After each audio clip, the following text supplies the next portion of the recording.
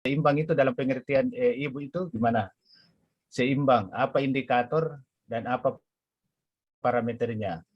Kemudian sebagai informasi bahwa kami dari lingkungan hidup sudah ada IKLH, Nasional, Provinsi, dan Kabupaten, Indeks Kualitas Lingkungan Hidup. Itu parameter dan tanggung jawab kami sebagai ilmuwan dan birokrat. Cuman biasa kita diseret oleh kepentingan ekonomi, usaha itu. Ya. Saya mau bertindak sebagai pengambil kebijakan untuk memihak ke alam, tapi ekonomi lebih berat. Ya, demi kesejahteraan rakyat itulah ini tanggung jawab, dan syukur malam ini Ibu memberi pencerahan. Saya akan tegakkan itu di mana posisi saya di Provinsi Sulawesi Barat. Makasih Bu. Ya, kasih Bu. Ya. Terima kasih. Kayaknya Bu Suryani Pamran membaca apa juga nih? Kayaknya membaca Yuval ya. Sudah revolusi sains. Revolusi sains kan tidak hanya penelitian, tetapi ada kekuasaan dan juga sumber daya ya. Ya, Iya. silakan Bu Suryani. Ya, terima kasih Pak. Ini kalau ditanya keseimbangan itu yang seperti apa, itu yang paling berat Pak untuk dijawab. Artinya itu pun bisa bergeser dari waktu ke waktu. Karena begini, pada waktu kita memutuskan untuk mengizinkan pertambangan dieksploitasi gitu, timika gitu misalnya, itu kan kita juga berpikir akan kesejahteraan rakyat. Tapi mungkin waktu itu belum ya. Sekarang kita pikirkan sehingga ada banyak regulasi yang mengatur kepentingan rakyat di sana. Tapi sebetulnya secara alami, apakah itu membuat alam seimbang? Nah, kajiannya agak panjang, Pak. Karena apa? Jangka pendeknya itu dituangkan dalam bentuk indikator-indikator tadi. Jadi, bagaimana kita melihat keseimbangan alam itu dilihat dari indikator-indikator yang ditetapkan. Misalnya, air sungai tidak boleh mengandung logam berat melebihi ambang batas. Itu sebenarnya juga indikator keseimbangan. Karena kalau terlalu banyak, biota di situ mati semua. Nah, seperti itu. Sejauh sains ini bergandengan tangan dengan penguasa, ya dalam tanda kutip, nah, kita harus merumuskan sesuatu yang mengeluarkan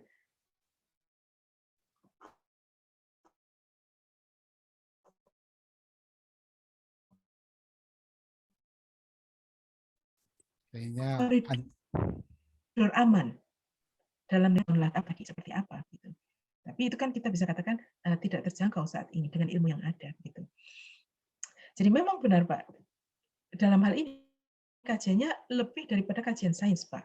Kalau kajian sains itu melihat alam yang kita tidak boleh lupakan keseimbangannya, ini masuklah parameter sosialnya kan.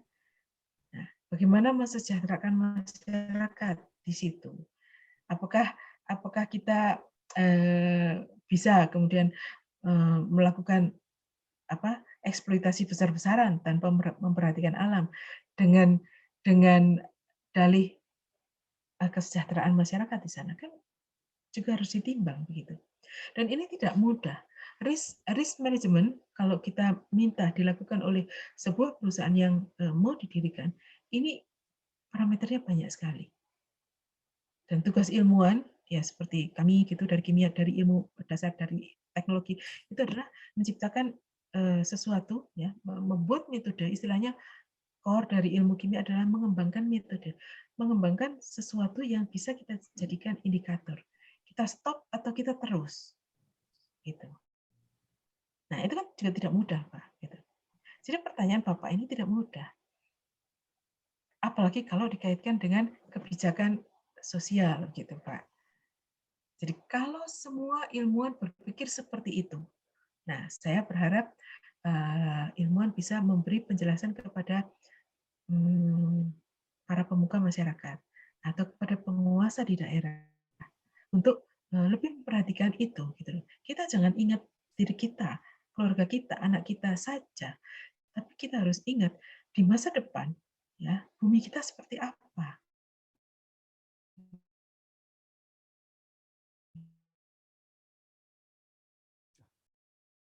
Unstable lagi.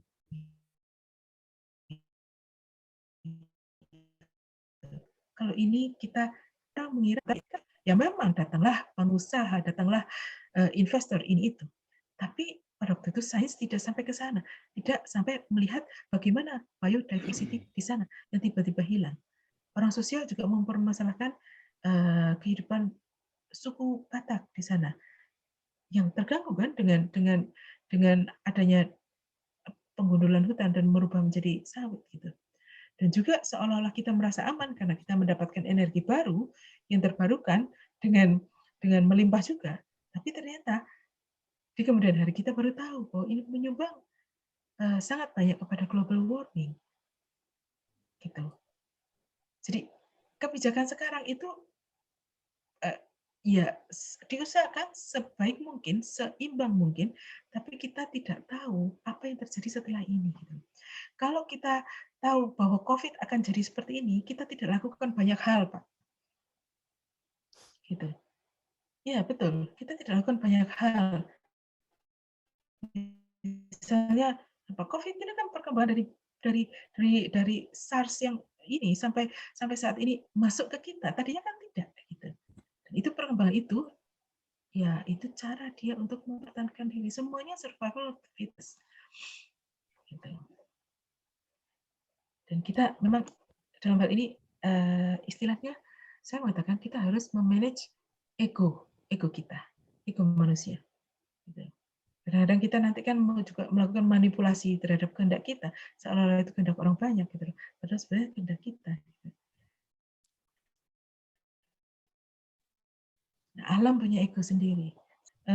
Ego alam itu yang harus kita dengar, bukan ego manusia. Gitu. Saya kira begitu, Pak. Mohon maaf kalau tidak bisa menjawab dengan real ya, tapi saya berusaha mengundang semua pihak ya untuk menyadari ini. Gitu. Ya, saya kira itu sisi dilematis ya, Bu. Sains tidak bisa lepas dari sumber daya ekonomi dan politik. Iya. Iya, kita langsung ke penanya berikut, Bang Wadio Pasaribu. Silakan Bang Wadio, nanti lanjut kepada Bang Esra, kemudian ada Bang Andre, kemudian Mbah Sutrisno. Ya, Bang Wadio silakan untuk bertanya langsung kepada Bu Sriani. Baik, terima kasih Bung Rio yang saya kasihi. Saya senang sekali mendengar uraian Ibu karena mengingatkan saya pada seorang ilmuwan tua yang masih bernyawa, masih hidup maksud saya, ketemu Bapak Bambang Hidayat. Beliau berkata pada usia 80 sekian itu berkata kepada saya, Bapak, tidak semua ilmuwan itu perlu Anda dengarkan. Namun yang jujur dan menjunjung kebenaran patut Anda dengarkan. Di saat yang sama, di hari yang sama, saya bertemu dengan seorang ilmuwan juga bernama Endang Sukarsa. Menarik sekali. Saya perlu bercerita di sini sedikit, Bung. Karena beliau bilang begini, kita terlalu banyak bicara politik sampai kita lupa bahwa kita punya satu sumber yang mampu menjadi basis ekonomi yang sangat bagus bernama biodiversity tadi. Ibu menyinggung itu. Nah, pertanyaan saya begini.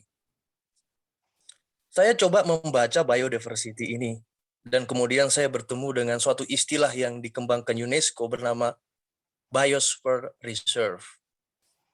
Saya rasa apa yang diuraikan oleh Bapak Endang Sukarsa itu mirip dengan itu ya. Kurang lebih beliau berkata, hutan itu harus jadi lahan konservasi.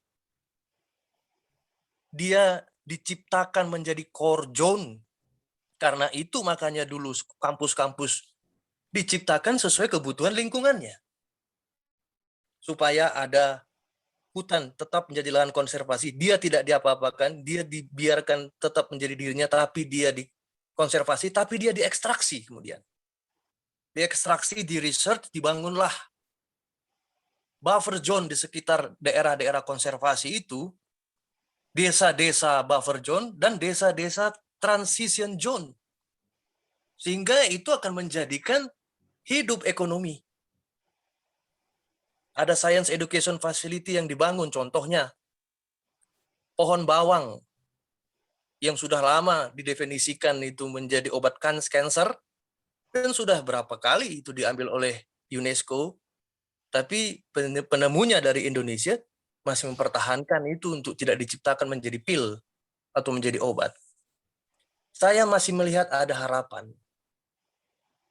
Bagaimana pandangan Ibu mengenai biodiversity? Kalimat terakhir yang saya ingat daripada Pak Endang Sukarsa begini. Beliau bilang, kalau pemimpinnya tidak mengerti apa pentingnya sains, maka kami hanya sia-sia saja memproduksi tulisan berjilid-jilid. Jadi mudah-mudahan ada pemimpin yang mengerti sains dan peduli, Oke. yang kemudian bisa melihat biodiversity itu semacam blue coral, semacam suatu harta berharga yang baru, yang tidak pernah habis. Dan terakhir itu saya minta tanggapan Ibu, apa harapan Ibu tentang biodiversity? Dan apa yang saya uraikan tadi sebagai harapan. Terakhir, penutup. Ibu kan ahli kimia. Saya respect, saya juga pernah mengenal Bapak Tatas, saya melihat Almi dengan Science Research 45 berkobar-kobar mereka. Saya hadir di acara ulang tahun itu secara beruntung. Iya, kemarin Bagus ya. sekali. Iya. Nah, tetapi saya hanya mau menyampaikan begini saja. Yang namanya riset dan sains, saya rasa akan tetap memiliki nyawa apabila ada kesadaran juga bahwa iptek itu hanyalah salah satu moda. Dia akan hidup dan akan menjadi bergairah ketika dia melihat atau berdampingan dengan moda-moda kognisi yang lain. Kognisi moral, estetik, eksistensial, dan spiritual. Karena itulah bangsa kita. Saya akan menutup dengan satu kalimat yang menarik mengenai COVID yang Ibu ulang. Tidak ada bencana alam. Yang ada adalah bencana bagi manusia. Karena tidak memahami alam. Manusia mengintervensi alam. Oke. Maka manusia perlu mengenali alam dan mematuhi hukum-hukumnya. Karena alam tidak pernah melakukan gerakan yang tidak ada gunanya. Terima kasih. Ya, makasih Bang Wadio. Ya silakan Bu Suryani. Ini cukup banyak pertanyaannya. Ya, langsung aja, langsung. Iya, tapi saya dibantu mengingat ya nanti. Jadi tadi biodiversity itu adalah kekayaan bio ya. Ini beda dengan kekayaan mineral gitu misalnya. Kalau kita di kimia di jurusan kimia itu kimia organik dan kimia anorganik. Nah, yang organik ini pusat perhatiannya adalah yang bio-bio ini. Dan memang pada saat kita menggunduli hutan dan kita menanamkan sawit di sana dengan alasan kita kemudian dari bahwa ada sekian siklus hidup ya, rantai makanan yang punah di sana. Ya, kita tahu kan kalau rantai makanan itu siapa makan siapa untuk bertahan. Nah, kalau biodiversity itu hilang, ya, misalnya kelapa kan punya kumbang kelapa sendiri. Ya. Terus kemudian pohon ulin punya hewan-hewannya sendiri. Jadi semua itu mempunyai kumpulan kehidupan di situ. Dan kemudian kalau itu dihilangkan, diganti sawit, ya, semua yang ada di situ tuh tidak bertahan. Yang bertahan cuma kumbang sawit. Nah, itu yang kecil-kecil itu hilang, akibatnya apa? Semakin besar yang hilang juga di sana. Dan saya baru menyadari betapa banyaknya riset ke arah apa namanya BVOC ya, biological volatile organic compounds yang hilang dari hutan Kalimantan, dan itu mempengaruhi kehidupan makhluk kecil-kecil itu. Dan kita kehilangan banyak sekali spesies-spesies khas hutan Kalimantan yang hilang bersama dengan hilangnya hutan. Nah, itu loh. Artinya begini, solusi, tapi kita tidak tahu bahwa kita menciptakan masalah baru. Nah, ini karena kurangnya pengetahuan pada saat itu, dan juga kurangnya risk management. Kadang kita juga didorong oleh kepentingan lain. Memotong hutan di Kalimantan, kita bisa mengambil kayunya. Selain di lain pihak supaya kita bisa menanam sawit yang kita tunggu minyaknya itu, tapi kayunya ini juga dimanfaatkan banyak orang tanpa memikirkan yang lain. Nah, pentingnya ilmuwan untuk saling berdiskusi dengan politisi dan ilmuwan sosial itu di sini. Gitu. Kita menyelamatkan lingkungan hidup bagi sebagian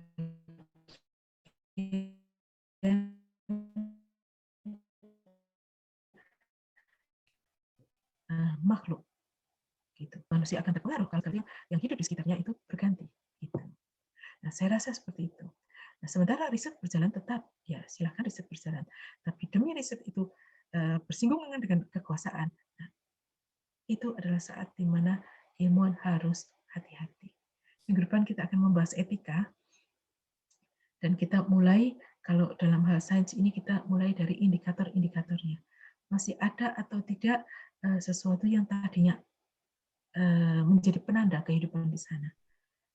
Kalau parameter air kita bisa punya parameter misalnya COD, BOD, biological oxygen demand, kita bisa mengukur kadar oksigen yang ada dalam air itu untuk bisa menghidupi biota yang ada di situ.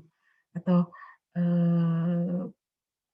banyak lagi, atau parameter-parameter misalnya adanya logam berat yang ada dalam perairan yang seharusnya tidak ada di situ, gitu. Tapi dari mana? Itu adalah buangan dari industri. Industrinya adalah industri buatan manusia. Nah, itu menyebabkan kita semua harus duduk bersama, gitu loh. Artinya kita memikirkan segala sesuatu bersama-sama, bukan hanya kepentingan si A, si B, bukan hanya kepentingan politik, bukan hanya kepentingan rakyat yang butuh dinaikkan level hidupnya, itu kan kepentingan ekonomi kan, tapi sebenarnya di balik itu lebih besar adalah kepentingan pribadi masing-masing gitu. Saya rasa begitu mengenai biodiversity. Kalau ilmuwan Pak Bambang itu kan astronomi, ahli astronomi ITB kalau nggak salah Pak ya. Saya juga mengenal beliau sangat arif gitu, dan layaknya saintis senior ya, beliau memahami banyak hal yang para saintis junior tidak paham gitu. Nah, sedangkan para ilmuwan junior inilah yang menggerakkan sesuatu dengan cepat. Nah, itu masalahnya begitu. Jadi, saya memandang penting sebetulnya kita semua belajar etika. Gitu. Dan saya merasa bahwa di mata pelajaran sains pun kita perlu menyelipkan etika. Gitu.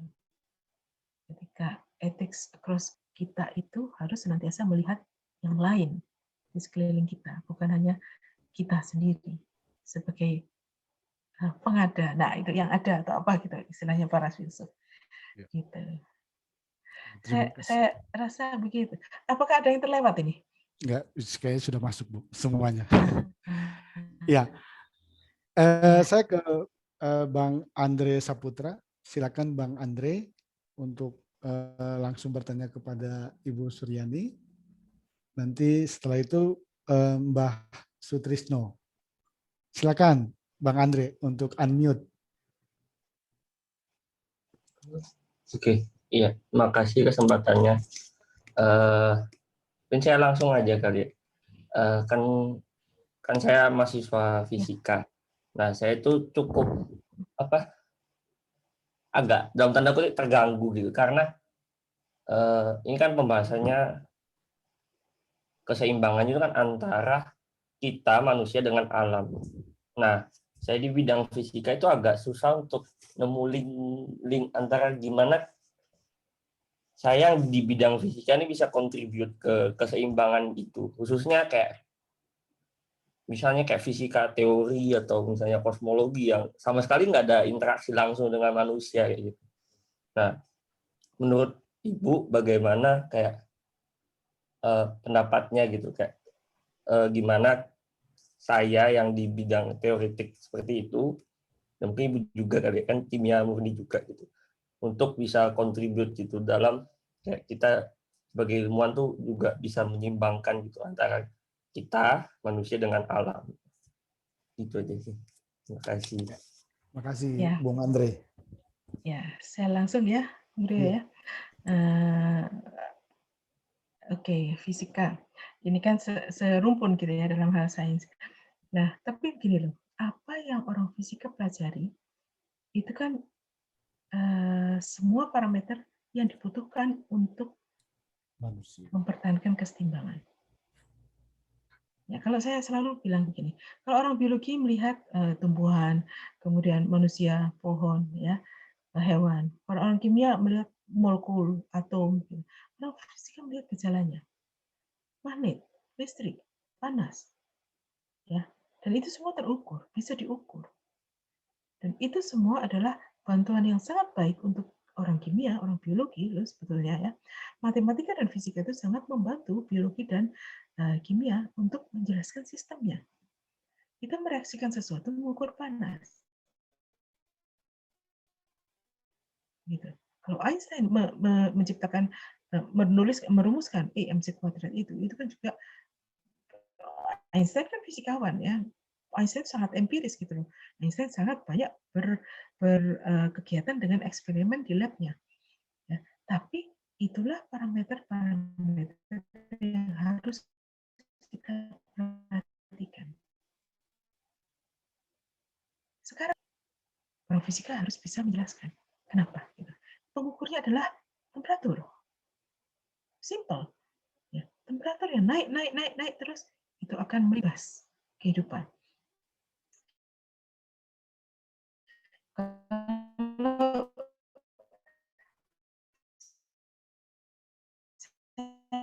ingat kata-kata Pak Oki Karnaraja saya. Jadi itu adalah aspek atas ya. Pak Mas Ibu tadi menyebut nama Pak Tatas. Pak Tatas itu saya kenal baik, Ibu Sinta juga saya kenal baik, istrinya. Dan Pak Tatas kan di Malang, di Majong. Kami berkunjung ke lab-nya dan beliau berkunjung ke lab kami beberapa kali dengan Pak Tatas. Nah, Pak, karena ini teman Pak Tatas tadi mengatakan bahwa setiap kenaikan 1 derajat saja temperatur laut, air laut, ya, maka ada ribuan koloni pigmen berwarna yang mati. Nah, ini bukan kajian orang kimia, bukan kajian orang biologi, tapi kajian orang fisika.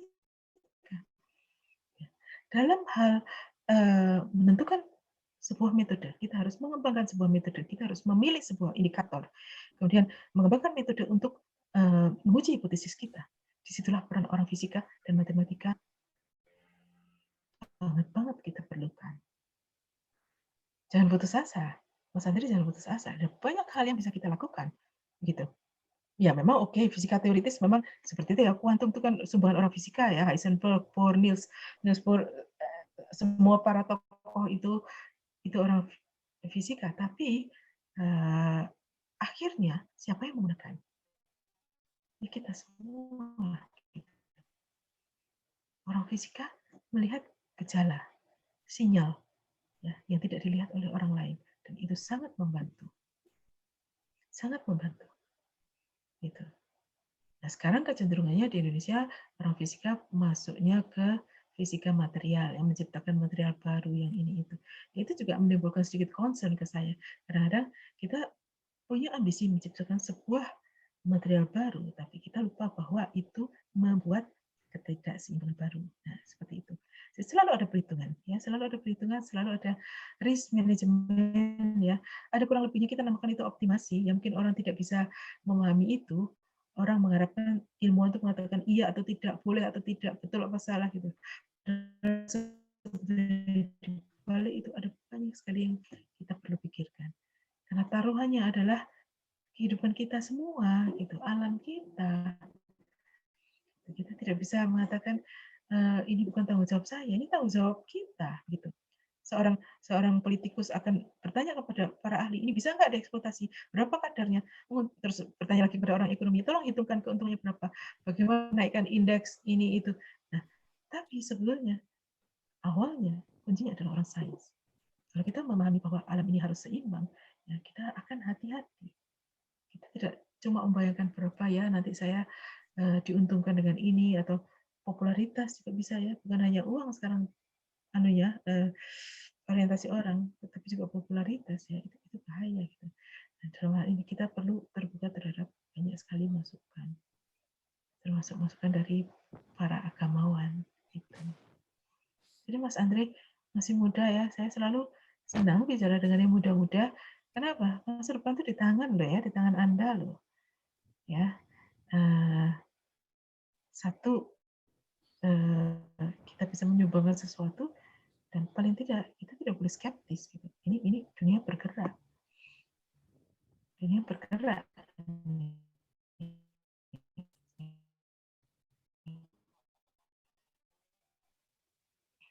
Ya, atau ada sesuatu yang ya, Bung Andre, saya berikan kesempatan kepada yang lain dulu ya, Bung ya. Ya, saya ke Mbah Sutrisno untuk bertanya. Silakan Mbah Sutrisno. Ya, halo. Terima kasih. Ya, ya, kedengaran Mbah. Ya, Bu Suryani, maaf saya agak terlambat tadi, masih ngelayat.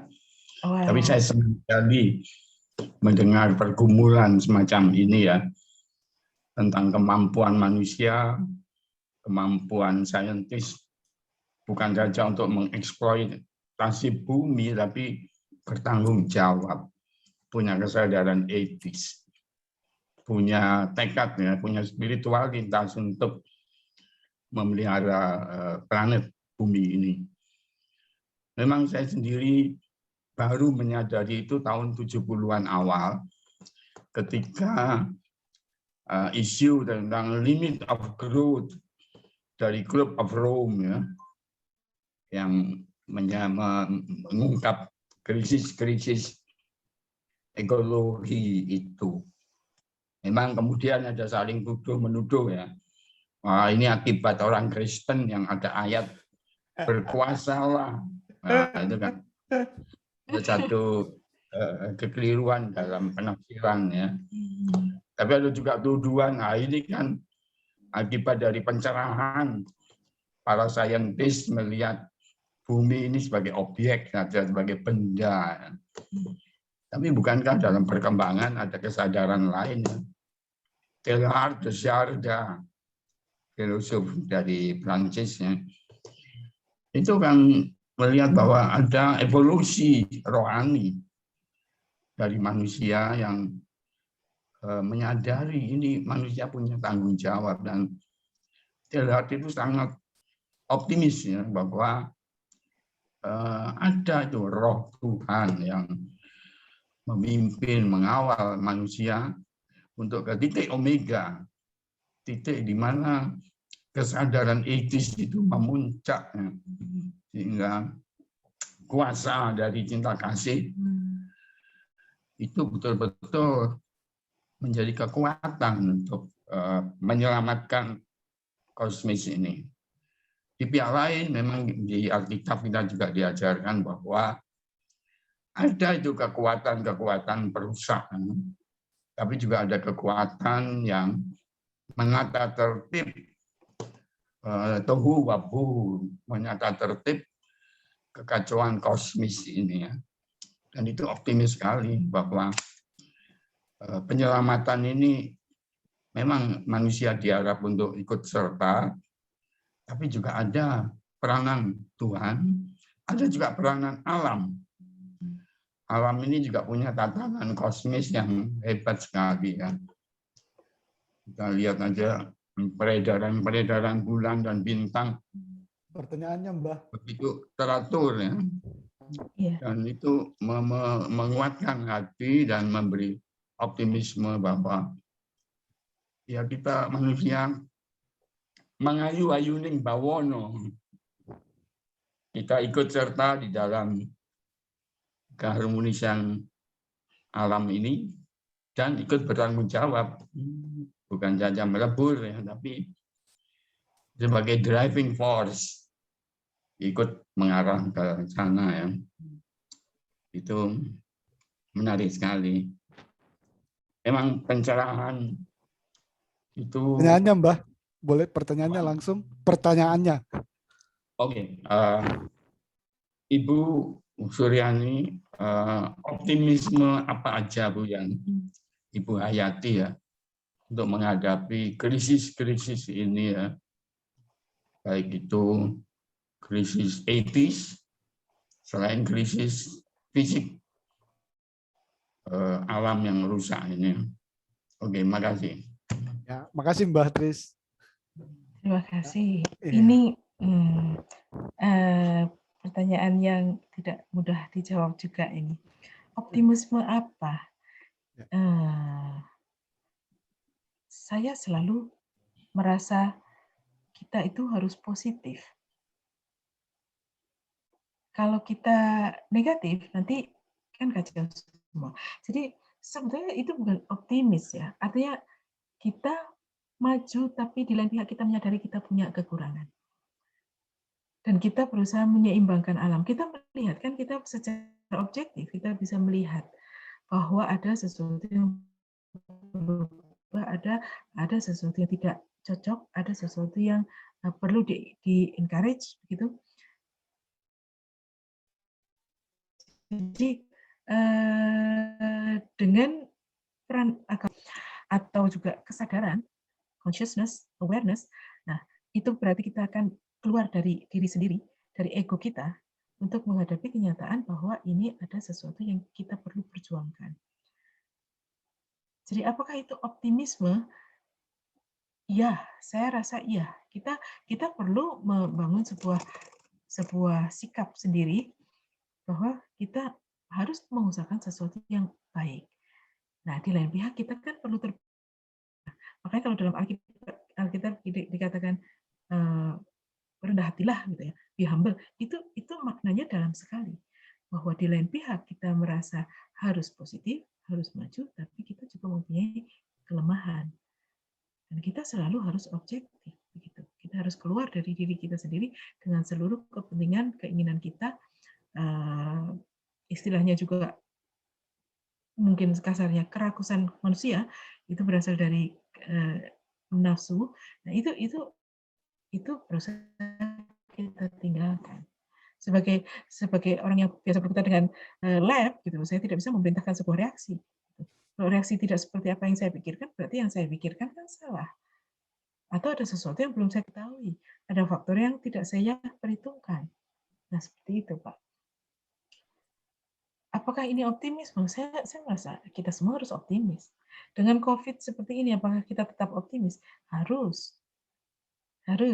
Walaupun dalam kenyataannya kita harus menerima bahwa ini memang banyak orang-orang yang kita sayangi ternyata dipanggil, kemudian banyak sekali yang kita tidak bisa lakukan di masa lockdown seperti ini. Tapi di lain pihak kan kita sedang berusaha untuk membuat alam itu seimbang kembali. Gitu. Pada bulan-bulan pertama kita lockdown kan binatang-binatang bisa keluar kembali dari tempat persembunyiannya. Mereka kan tadinya merasa terasing karena aktivitas manusia, tapi ternyata sekarang manusianya masuk, kemudian binatang-binatang keluar, air sungai bersih, langit cerah, London cerah, Jakarta cerah, awan emisi kendaraan bermotor berkurang, dan alam sudah menunjukkan itu, banyak indikatornya. Jadi sebetulnya kita diberitahu oleh alam bahwa kita ini sudah keterlaluan juga. Gitu. Nah, yang saya katakan kepada Mas Andre tadi yang masih muda itu, kita menciptakan mencari metode sekarang. Kita menciptakan sebuah metode, mencari indikator, mengembangkan metode untuk menjaga itu, menjaga semua. Kalau orang kimia melihat kualitas air, kualitas udara, kualitas tanah. Gitu. Kalau saya bekerja dengan teman-teman pertanian, nanti minggu depan saya cerita, teman-teman pertanian itu anti pestisida. Gitu. Kenapa? Dia tinggal di dalam tanah 30 tahun, tidak bisa hilang, tidak biodegradable, kan malah merusak yang lain, mengganggu keseimbangan rantai makanan orang lain, gitu, makhluk lain. Nah, itu kan indikator-indikator yang kita dapatkan. Ini kan sesuatu yang positif, langkah-langkah positif yang lahir dari kegiatan banyak orang. Saya merasa di balik kelogisan seorang ilmuwan, kita harus tetap berpikir bahwa sebetulnya ada yang sudah mengatur itu. Setiap kali saya mendapat pencerahan, entah dari mana, saya tidak bisa menjelaskannya secara logis, tapi kita dibimbing ke arah yang lebih baik. Ya, bukankah itu positif?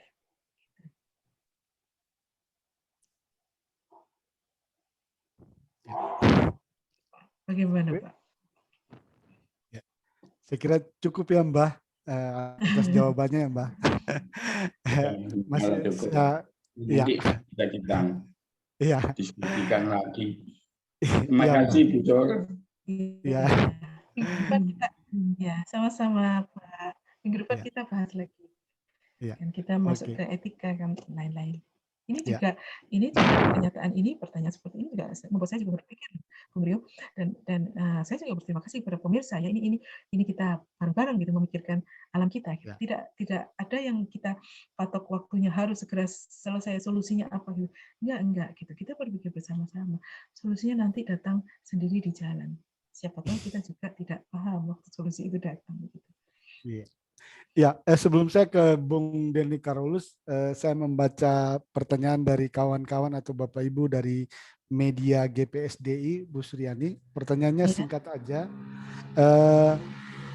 Core etik apa saja yang harus dipertahankan oleh sains?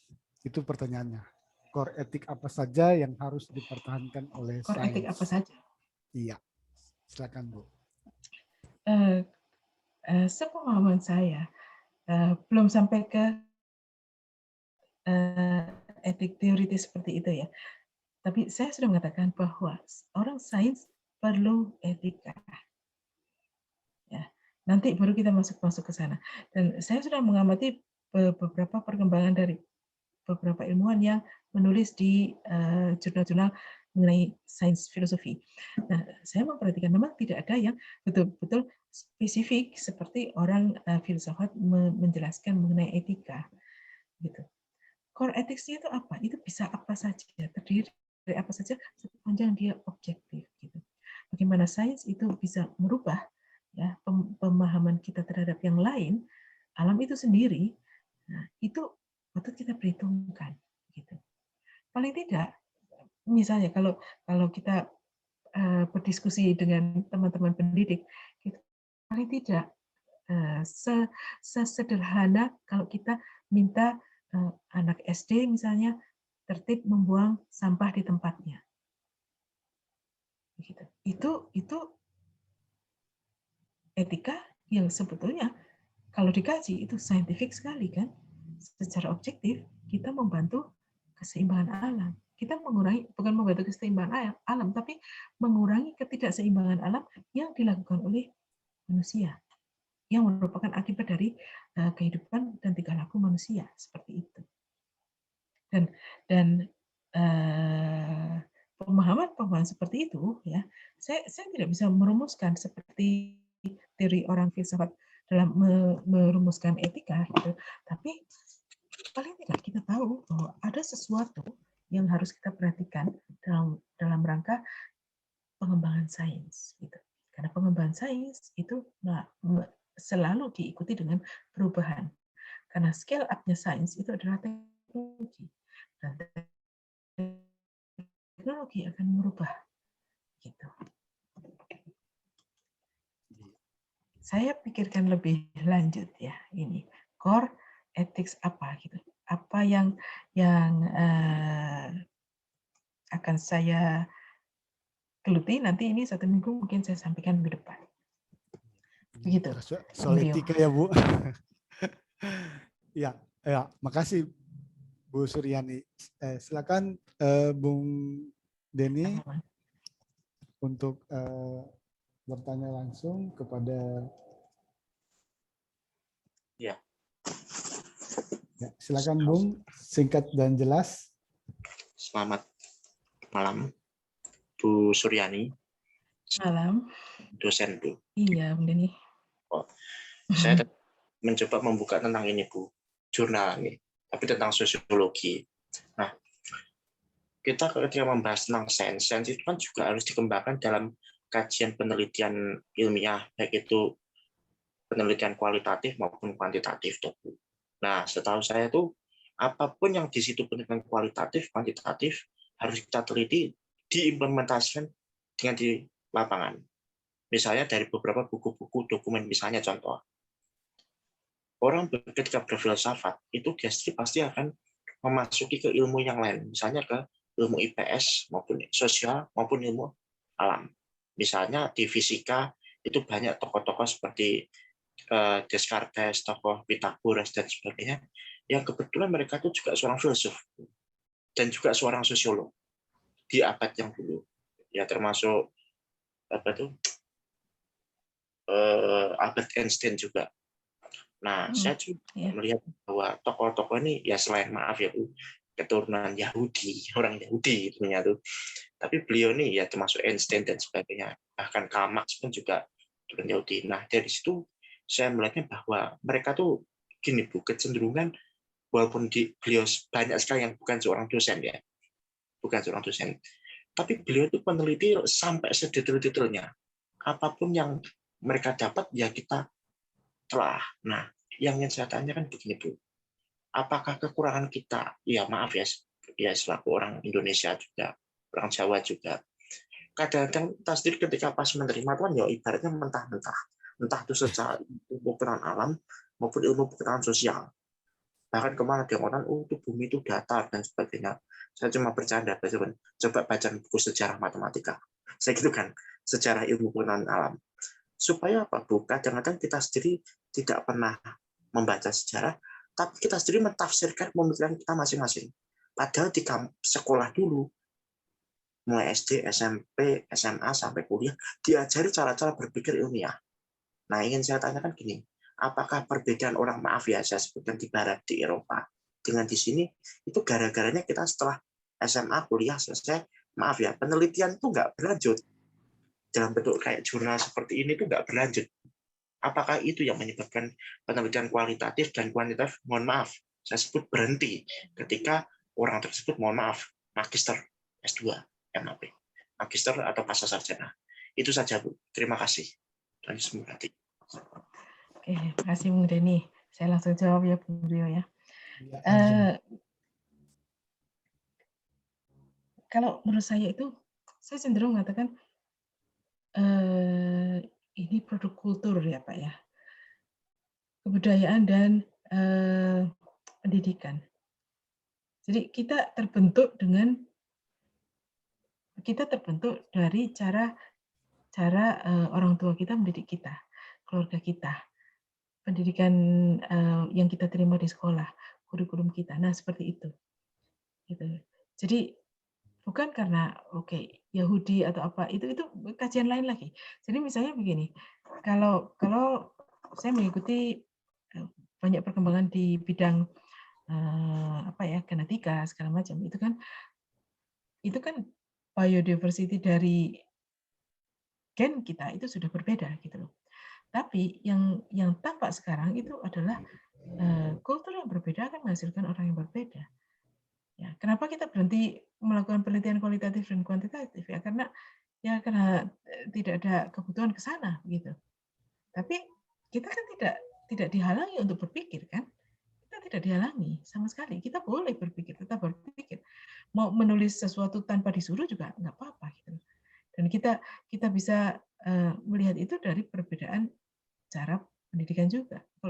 Kalau orang Barat itunya terus, kenapa? Banyak juga loh yang nggak terus Pak penelitiannya setelah gelarnya didapat gitu. Tapi memang pendidikan itu membuat kita berpikir, bertindak, bertingkah laku itu sesuai dengan apa yang kita alami sepanjang waktu gitu. Ya, kalau kajian sosiologi mungkin saya bukan orangnya ya, tapi kajian sosiologi sudah menunjukkan bahwa budaya itu penting, pendidikan penting gitu.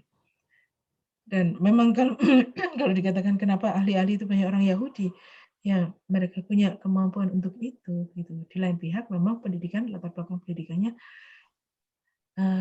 mengarahkan ke sana. Saya kalau melihat orang Jerman, bahasa Jerman kan begitu sangat teliti menjelaskan benda-benda kan, posisi kuantum itu lahir dari Jerman. Heisenberg orang Jerman, lingkaran Wiener. Nah, itu karena bahasanya pun sudah menunjang. Nah, kalau kita, misalnya orang Jawa, banyak sekali kata-kata yang sangat menunjang untuk menjelaskan perasaan, gitu misalnya. Ya kan? Jadi dalam hal hubungan sosial kita, orang Jawa jauh lebih hangat dibanding orang Jerman. Orang Jerman sangat kaku. Tapi sebenarnya juga enggak kaku-kaku amat. Saya berteman dengan teman-teman di Jerman itu juga sangat terbuka, sangat humanis ya. Dan sangat menerima kalau saya mengatakan saya tidak seperti ini karena ini, kenapa Anda begitu? Nah, itu semua disikapi dengan ini. Kalau di sini kan kita bisa mikir, aduh, mungkin tadi saya tanya begitu, gitu. Nanti menimbulkan rasa tidak enak. Nah, itu kan beda kultur, bukan apa-apa. Tapi secara saintifik, menurut saya itu masih bisa dijelaskan, gitu. Menurut saya masih bisa dijelaskan. Banyak loh Pak yang tidak berhenti berpikir, walaupun kuali maupun kuanti. Ya. Orang sains kecenderungannya kuanti. Tapi kalau saya merasa saya cenderung kuali, tapi nggak masalah. Itu kan istilahnya biodiversity juga, gitu. Di mana paduan itu, kesempatan itu, kemudian kemungkinan itu kita temui, dan dari situlah kita jadi seperti ini, begitu. Saya rasa kok begitu, Pak. Ya, makasih Bu Suryani atas jawabannya. Ya, Bapak Ibu Saudara, waktu kita tinggal 6 menit untuk mengakhiri kelas belajar bersama pada malam hari ini. Kembali saya mengingatkan kepada Bapak Ibu Saudara, bagi Bapak Ibu yang tertarik untuk mendalami filsafat, ada waktu untuk mendaftarkan diri di kelas Rabu yang akan dirampu oleh Prof. Romo Magnis selama 4 kali pertemuan di bulan Juli. Dan Bapak Ibu yang tertarik untuk mengetahui cara komunikasi orang nomor 1 di Indonesia, cucu presiden kita, silakan untuk mendaftarkan diri di kelas Jumat dengan Prof. Cipta Lesmana. Mungkin Bu, meskipun masih ada pertemuan kedua, mungkin sebagai penutup kebab malam hari ini, mungkin konklusi sementara dari proses belajar malam ini kira-kira apa Bu? Silakan. Ya, terima kasih. Mungkin saya memberi sedikit clue gitu ya untuk apa yang kita bahas malam ini. Jadi alam itu sebetulnya adalah tergantung pada pengetahuan kita. Nah, kita menggali pengetahuan sedikit demi sedikit dengan metode-metode tertentu, dan itu menyebabkan kita mengetahui sedikit demi sedikit tentang alam. Nah, sekarang kita cuma harus menjaga supaya proses tersebut tidak lepas dari koridor ilmu alam, begitu. Supaya pengetahuan itu tetap adil dan alam kita tetap seimbang. Nah, saya rasa begitu. Terima kasih Bu. Membuat ya. kita berpikir lebih jauh. Nah, itu yang saya harapkan. Iya, makasih Bu. Ya.